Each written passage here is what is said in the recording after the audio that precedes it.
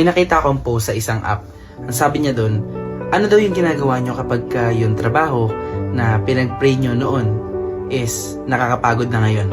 At merong isang reply doon na talagang tumusok sa heart ko. At nagpa-realize sa akin na ito yung pinagdadaanan ko ngayon na. Sabi niya doon, sometimes the prayer was answered, but the version of you that asked for it no longer exists. Makes sense, di ba?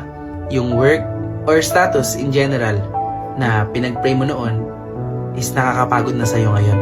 Maybe because you want something new or unti-unti ka na nagiging ungrateful nang hindi mo na mamalayan.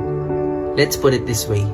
Yung work and status na pinag-pray mo noon na tinatamasa mo ngayon is the same work and status na hanggang ngayon pinag-pray pa rin ng ibang tao. Maybe it's time for you to reflect. Napapagod ka lang ba talaga or you're being ungrateful? Mapalad ka. Huwag mo kakalimutan yan.